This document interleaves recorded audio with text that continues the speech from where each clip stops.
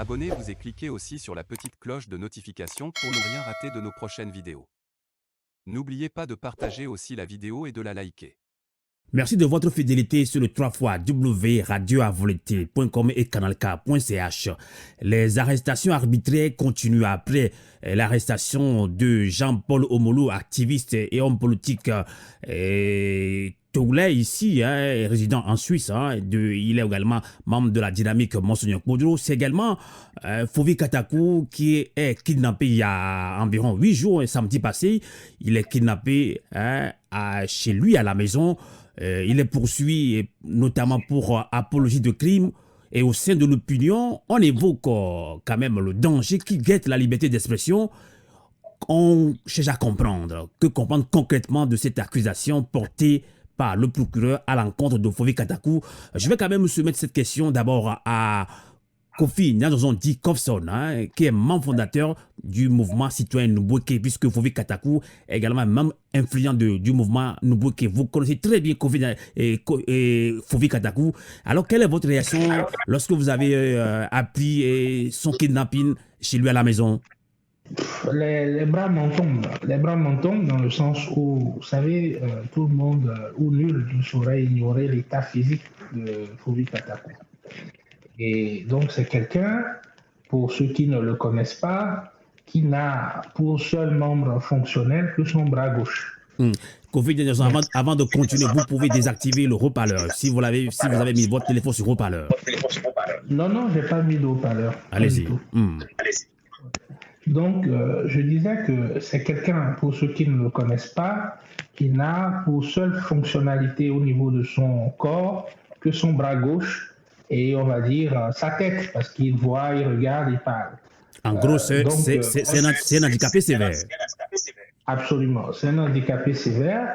Et donc, la seule façon pour Fovi Katakou de s'exprimer, c'est peut-être quand il a son téléphone, justement, avec son bras gauche, il essaie d'écrire. Parce que c'est quelqu'un qui s'instruit, un autodidacte, quand bien même qu'il ait fait la sociologie à l'université de Lomé. Donc, j'ouvre cette parenthèse de façon consciente parce que ça permet déjà d'appréhender la personne qu'on est allé interpeller avec 3 cargos de militaires encagoulés, armés, et pour pouvoir c'est-à-dire, il ne peut même pas courir pour dire que c'est quelqu'un qui pourrait s'échapper au cours de l'interpellation. Voilà pourquoi nous avons, disons, entre griffes, militarisé le quartier afin de pouvoir éviter toute fuite éventuelle. Ça, c'est le premier point. Donc, le second point, c'est de savoir, honnêtement, est-ce qu'on a besoin de faire ça pour interpeller l'intéressé? Non. On n'a pas besoin. C'est-à-dire que l'usage de la force tout le temps, malheureusement, finira par créer d'autres situations, des situations regrettables que nous ne voulons pas. Que nous ne voulons pas parce que les gens s'en sentiront vexés. On a toujours le sentiment, ou en tout cas, ce sentiment est renforcé en ce qu'on pense ou on se dit, mais on ne peut plus rien dire. Qu'est-ce qui s'est passé? Est-ce qu'on a besoin de faire ça? Est-ce qu'on a besoin d'être brutal autant pour interpeller quelqu'un qui est handicapé? Pourquoi le détenir en prison alors même qu'il ne peut pas fuir? Fovi Katakou ne peut pas fuir le Togo. Donc, à tout le moins, eu égard à son état, on pourrait le soumettre à un contrôle judiciaire, puisqu'il ne va pas bouger. Donc, ça ne sert à rien de maintenir en détention ou à la prison quelqu'un comme Fovi Katakou. Et selon vous, pourquoi ce pouvoir agit ainsi? Non, pour moi, je pense que c'est une leçon. D'accord. C'est de dire, nous irons vous chercher. Il faut rappeler que des membres du mouvement citoyen Nubweke ont déjà fait la prison. Absolument. Il y a des membres d'une organisation de la société civile qui ont vraiment souffert de cette situation, je pense qu'on peut citer Nubweke valablement. Et donc, mis à part le fait de faire passer un message, de dire, quel que soit ce que vous allez faire, c'est nous qui avons la force, nous allons vous soumettre de gré ou de force, et surtout, quel que soit votre état, c'est-à-dire que vous soyez un handicapé ou pas, eh bien, on vous jettera en prison. Donc finalement, la prison est devenue comme des bonbons qu'on distribue à tout va. Et là, c'est là où c'est triste. C'est triste qu'on en arrive là. C'est triste qu'on mette quelqu'un comme Phovi, l'État en tout cas, vu l'état de Phovi Katakou, qu'on le mette à la prison civile. Alors même que nos entités sur place ne sont pas équipées pour accueillir les personnes à mobilité réduite.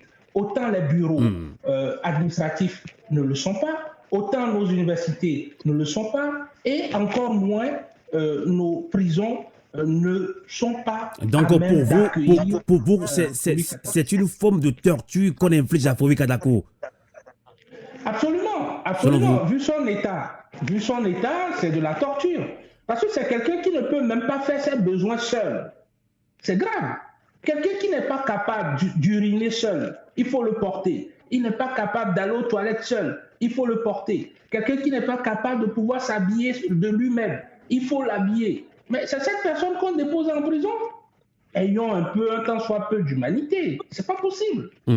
C'est pas possible. En tout cas, indignation totale. On ne peut pas déposer Phovi Katakou à la prison civile de Lomé. C'est pas possible.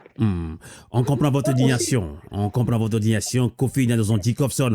On va relancer rapidement Kofi Kunté. Le dépôt en prison de Phovi Katakou fait couler beaucoup d'encre. Il est poursuivi pour notamment apologie de crime au sein de l'opinion. On évoque le danger qui guette la liberté d'expression. Alors que comprendre concrètement de cette accusation portée par le procureur à l'encontre de Phovi Katakou? On parle d'apologie de crime. Kofi Kunté, vous qui êtes un homme de droit.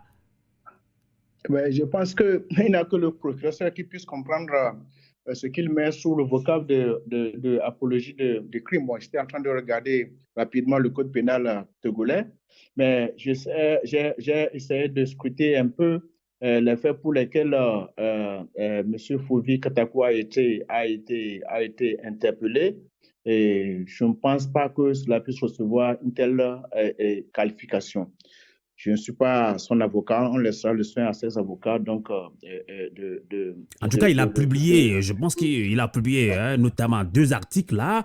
On a, en tout cas, notre rédaction a en possession que le dernier article, donc l'autre, on ne sait pas de quoi il s'agit. Et là, il a lancé un appel aux étudiants, à l'armée. Bref, il a appelé à tout le peuple togolais, il a responsabilité chaque secteur de revoir notre manière de lutte par rapport au combat que nous menons depuis des années. Est-ce que ça vaut quand même cette incubation d'apologie de crime? Mais je reviens sur ce que j'ai dit tout à l'heure. Quand on exerce une mission publique, attendez-vous à ce que vous soyez interpellé par les citoyens, par les administrés, par vos concitoyens. Parce que c'est ceux qui sont au pouvoir, c'est eux qui exercent donc le pouvoir politique. Et quand on exerce un pouvoir politique, on a une obligation de rendre compte. On a un devoir de redevabilité. Et la redevabilité, elle peut être directe ou bien elle peut être provoquée par les citoyens eux-mêmes. Lorsque les gens sentent qu'ils ne sont pas bien dirigés, lorsque les gens sentent qu'ils ont des besoins qui ne sont pas les besoins qui ne sont pas satisfaits. Il y a les faits qu'ils ont invoqués. Si ces éléments-là rentrent vraiment dans les affaires de la gestion de la cité, il va sans dire qu'il est tout à fait indiqué que ceux qui nous gouvernent soient interpellés. Quand on parle du chômage, quand on parle de la misère, on parle de la pauvreté, et on appelle la population, écoutez, mes chers, face à la situation que nous vivons, il faut que nous nous mobilisons pour vraiment changer le régime. Cela ne constitue pas une apologie au crime. C'est le dépassement sur le cri des populations et qui mérite d'être entendu par les gouvernants plutôt que de poursuivre ceux qui poussent ces cris-là. On ne peut pas me poursuivre, on ne peut pas m'interdire de dire le mal-être que je ressens quand je vis dans un pays. Ça n'a pas de sens. On ne peut pas se lever tous les matins et applaudir les gouvernants même s'ils font mal. Donc, à mon sens, appeler les étudiants, appeler les cultivateurs, n'importe qui, enfin, toutes les différentes sources sociaux et professionnelles à se soulever ou bien à soulever pour pouvoir revendiquer plus de mieux-être est un cri tout à fait légitime qui ne saurait être analysé en un crime, à un appel à l'apologie de crimes. Incitation à la révolte. Non, ce n'est pas une incitation à la révolte. Nous avons le droit le plus absolu, vraiment, de dire notre mal-être quand ça ne va pas. En tout cas, c'est pourquoi Kofi Nyanozon Dikov-Son, qui est dans cette émission, dans ce débat situé avec nous, c'est pourquoi il a publié tout récemment, hein, je pense que c'était en septembre, début septembre, hein, Kofi Nyanozon, vous l'avez publié, le titre c'est Le Togo, une république démocratique. On va voir la réaction de Kofi Sonokpon. Hein. Vous avez suivi l'arrestation, mais le kidnapping de Fovi Katakou, un handicapé sévère. On se pose la question, pourquoi ça au Togo? Quelle est votre réaction? C'est une grande indignation parce que je ne vois pas, tel que mes confrères l'ont dit tantôt, je ne vois pas en quoi, honnêtement, quelqu'un comme Fovi Katakou, avec l'handicap aussi lourd qu'il a, en quoi il constitue vraiment un danger au point où, si on a, supposons qu'on ait réellement des choses à lui reprocher, pourquoi est-ce qu'il ne faut pas y aller d'une façon civilisée où on pourrait l'inviter pour l'entendre, pour savoir, pour qu'il puisse expliquer, par exemple, ce qu'il a dit ou ce qu'il a écrit. Tout à fait. Avant de continuer, il faut qu'on soit clair dans cette émission. Oui. Il faut qu'on explique bien les choses aux auditrices, auditeurs de Radio Canal 4, de Radio Avoleté. Alors, dans le dernier article de Kofi Katakou, hein, il a lancé également un appel à l'armée, aux soldats. Hein. Là, on l'a dit plusieurs fois que l'armée a pris trop de poids dans la gestion du pouvoir. Donc, du coup, Kofi Katakou appelle aussi, ou bien responsabilise l'armée. Alors là, je pense qu'il est quand même est-ce qu'il n'est pas quand même allé un peu loin? Parce que c'est pour ça que ce pouvoir a aussi dit, mais quand vous appelez l'armée, quelle est la raison? Est-ce qu'on doit le coller, ce crime d'apologie? Honnêtement, je ne sais pas exactement sur quoi on se fonde pour donner les chefs d'accusation qu'on entend. Parfois, on entend des choses et puis, bon, on regarde la personne et on se pose des questions. Est-ce que c'est vraiment cette personne-là qui aurait fait ce qu'on lui reproche, ou bien qu'on essaye de lui reprocher, je dirais plutôt. Alors, c'est extrêmement choquant. C'est quelqu'un qui, si vous le suivez un peu sur les réseaux sociaux, vous vous rendez compte que c'est quelqu'un qui aime écrire. Il écrit beaucoup et c'est pour conscientiser les gens, généralement. Donc, de là à aller lui coller des chefs d'accusation, et surtout, moi, ce qui m'indigne, c'est la façon dont on est allé l'arrêter, qui, à mon avis, si j'ai compris quelque chose à la Constitution togolaise qui dit que le domicile est inviolable, quand on commence à boucler tout un quartier, parce qu'on va chercher quelqu'un qui est perclus des deux jambes, qui ne peut pas se déplacer tout seul, qu'on boucle tout un quartier, vraiment, ça fait honte. Ça fait extrêmement honte. Ensuite, on rentre chez lui, au dire des témoins de la scène, on a mis sa chambre sans dessus-dessous, on a même empêché à sa mère d'aller faire ses besoins et elle aurait été forcée à faire ses besoins devant un des agents qui est venu l'interpeller. Et ça, c'est vraiment aller trop loin dans l'inhumanité, je dirais. Ça n'honore pas du tout notre pays. Et je pense qu'on devrait revoir un peu les choses, parce que nous, les Togolais, on doit apprendre que ce n'est pas la force qui résout tout.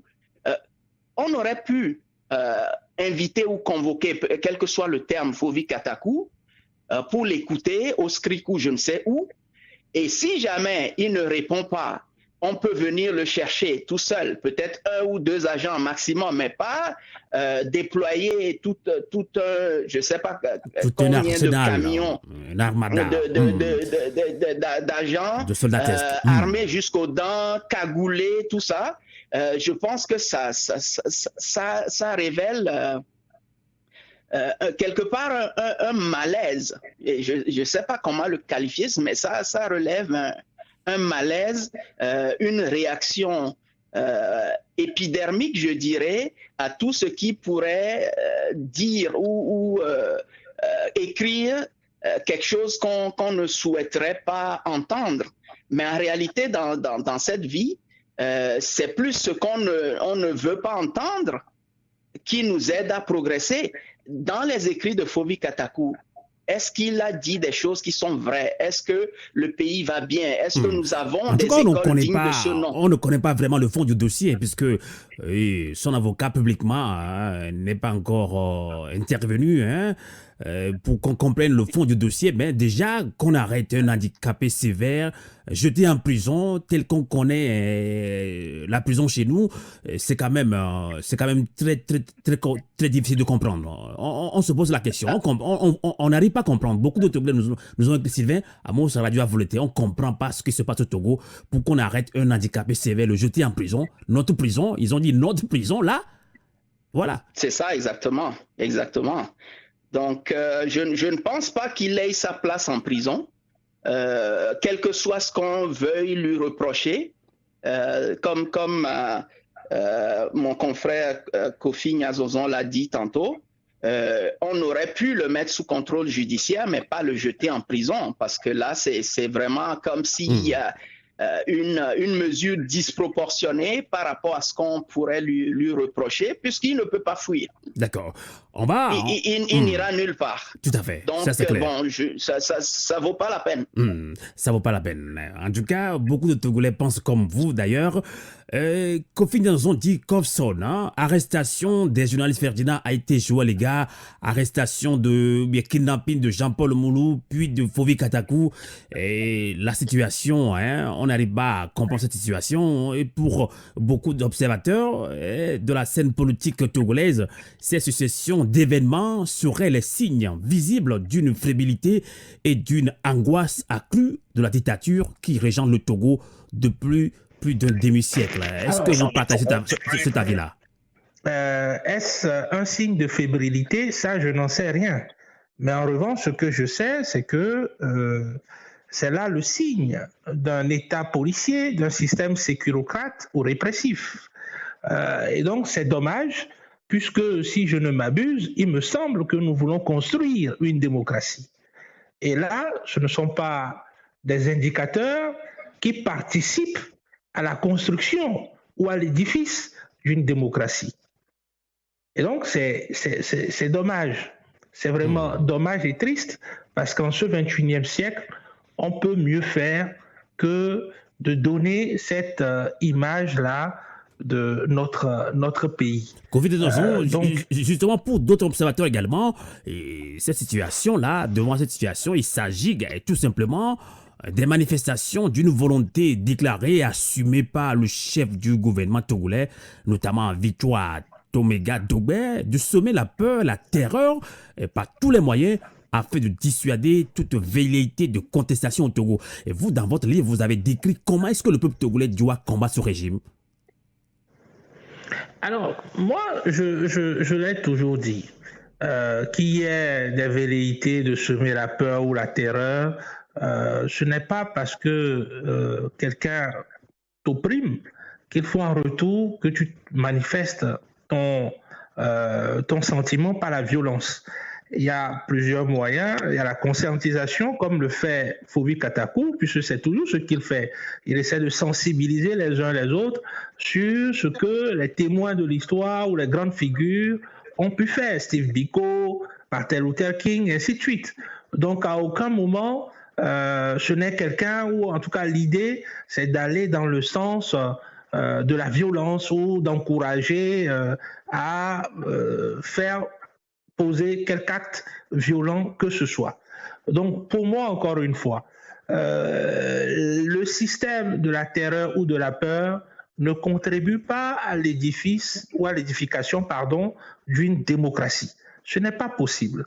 Quand on veut instaurer une démocratie, en tout cas, si c'est ce que l'on souhaite en termes de gouvernance, il me semble que le contre-pouvoir qu'est la veille citoyenne doit exister. Le citoyen doit être en mesure de dénoncer, de chercher à solliciter ou à avoir un compte rendu des actes que posent ceux ou celles qui sont censés incarner l'État. C'est nécessaire.